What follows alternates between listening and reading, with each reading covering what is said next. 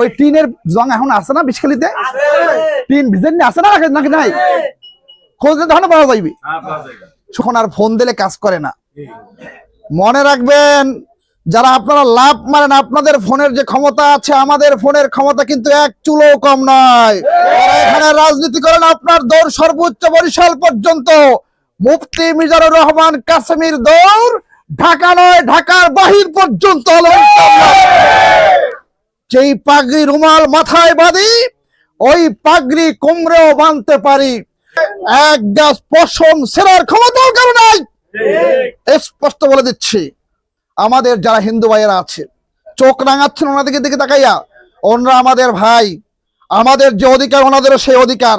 ওনাদের বিরুদ্ধে যদি কেউ একটা আঙুল তোলে, ওই আঙুল ভেঙে দেবো ইনশাআল্লাহ। প্ল্যান নিয়ে নেমেছি আমরা। এই পাথরঘাটা, এই যে বলেশ্বর নদী, বিষখালী নদী যদি ব্যবহার আমরা করতে পারি, এই পাথরঘাটা হবে সোনার খনি ইনশাআল্লাহ। কিন্তু এখন হয় না কে বলতে পারেন?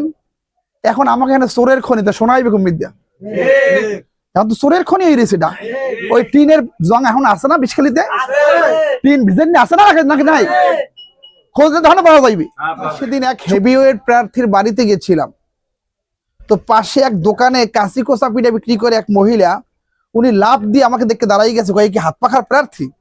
তো কয় মানুষ কয় হ্যাঁ, দৌড়েই আসছে মহিলা।